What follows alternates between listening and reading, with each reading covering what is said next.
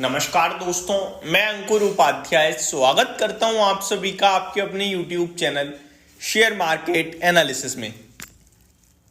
दोस्तों, बाजार की गिरावट में एक सबसे बड़ा इंपॉर्टेंट रोल प्ले कर रहे थे FIIs. Continue selling pressure FIIs की तरफ से हम सभी ने देखा। बीते कुछ दिनों में एफआईआईज की जो सेलिंग थी वो थोड़ी कम होते हुए दिखी, यानी कि सेलिंग का फिगर छोटा हो गया। एंड अब फाइनली कैश मार्केट में तो नहीं, लेकिन फ्यूचर एंड ऑप्शंस की बात करें, यानी कि डेरिवेटिव मार्केट में एफआईआईज नेट लेवल पे बायर बनते हुए दिख रहे हैं। क्या ये बाजार की तेजी में बड़ा इंपॉर्टेंट रोल प्लेगा? इससे कितना ज्यादा फायदा होगा तेजी को, इसी के बारे में इस वीडियो में आप सभी के साथ बात करने वाले हैं। तो शुरू करते हैं कि करके चीजों को कवर करना। सबसे पहले मैं आपको बीते कुछ समय का एफआईआईज का डेटा बताना चाहूंगा। दोस्तों, अगर कैश मार्केट की बात करें एफआईआईज की, तो लास्ट टाइम बाइंग कब आई थी आई थिंक डेटा में दिख भी नहीं रहा है, क्योंकि मैं अक्टूबर 10 की बात करूं, 10 अक्टूबर के बाद से कंटिन्यू बेसिस पे एफआईआईज की सेलिंग का फिगर है। एक दिन भी ऐसा नहीं हुआ है जहां एफआईआईज ने बाइंग करी हो कैश मार्केट में। अगर बीते कुछ ट्रेडिंग सेशंस की बात करूं तो 22 नवंबर यानी कल 1278 करोड़ की सेलिंग थी। 21 नवंबर को 5320 करोड़ की सेलिंग थी। 19 नवंबर को 3411 करोड़ की सेलिंग देखने को मिली है। अगर पूरे महीने की बात करूं तो नवंबर में 40,947 करोड़ की सेलिंग कर दी है। नवंबर जो कि अभी रनिंग है, पूरा खत्म नहीं हुआ है। अक्टूबर में 1,14,445 करोड़ की सेलिंग करी, जो कि अपने आप में बहुत ही बड़ा फिगर था दोस्तों।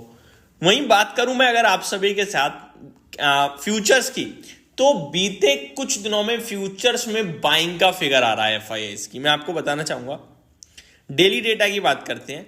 लगभग 18 नवंबर को 1518 करोड़ की बाइंग का फिगर आया।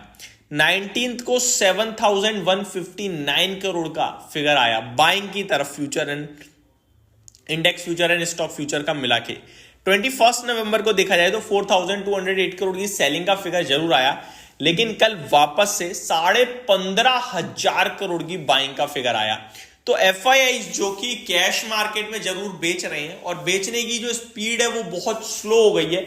वहीं दूसरी तरफ उसके विपरीत एफआईआईज फ्यूचर्स में, स्टॉक फ्यूचर और इंडेक्स फ्यूचर में बहुत बड़ी बाइंग कर रहे हैं।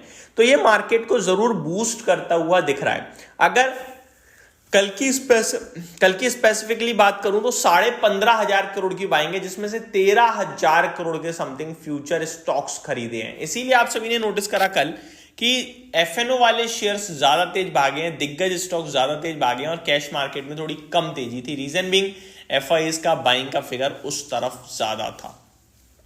तो दोस्तों, ये बड़ा पॉजिटिव दिख रहा है मेरे को मार्केट के लिए। अब देखो, अभी तक चल क्या रहा था, एक बार शॉर्ट में सिनेरियो समझते हैं। अभी तक बाजार नीचे जा रहा था, उसके पीछे रीजन था खराब अर्निंग्स, Q2 के खराब नतीजे, एफआईआईज की कंटिन्यू बेसिस पे सेलिंग। तीसरा रीजन था आपका कि खबर कोई भी पॉजिटिव नहीं आ रही है, लाइक आपका स्टॉक स्पेसिफिक बात कर लें हम, या फिर हम रशिया यूक्रेन की बात कर लें। And last but not the least, आप अगर कहना चाहो तो ये भी कह सकते हो कि मार्केट में रिटेल का सेंटीमेंट भी इस समय नेगेटिव हो गया था, कंटिन्यू गिरावट हो रही थी, तो वहां भी सेलिंग आने लगी थी।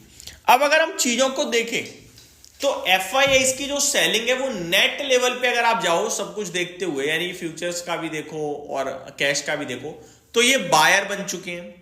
दूसरी बात, मार्केट खराब अर्निंग्स पे रिएक्ट कर चुका है। तीसरी बात, कंपनीज की जो आगे को लेकर गाइडेंस है उसमें दिक्कत नहीं दिख रही है, तो वापस अर्निंग सीजन Q3 में अच्छा रह सकता है। तो मार्केट उसको कहीं ना कहीं अब एडजस्ट करने की कोशिश कर रहा है। तो मेरे को लगता है जिसके पास जो भी पोजीशन है डेफिनेटली अब होल्ड करना चाहिए उसे। और ये अभी तक तो देखो टेक्निकल चार्ट खराब ही है निफ्टी का, ठीक है, लेकिन फर्स्ट टाइम ऐसा हुआ है कि हम लोग जहां से टूटे उसके ऊपर निकले हैं। फॉर एग्जांपल, हम लोगों ने ब्रेकडाउन दिया था लगभग 19 नवंबर 23,700 के लेवल से, उसके ऊपर निकल के खड़े हो गए हम। पहला लेवल अब कहीं ना कहीं 24,200 तक का दिखता है, और गलती से अगर हम लोगों ने 24,250 का लेवल ऊपर में ब्रेक करके ऊपर टिक गए तो 24,500 तक कोई रुकावट है ही नहीं, और 24,500 के ऊपर तो फिर भाई साहब एक अच्छा खासा माहौल बन जाएगा मार्केट में, मेरे को लगता है।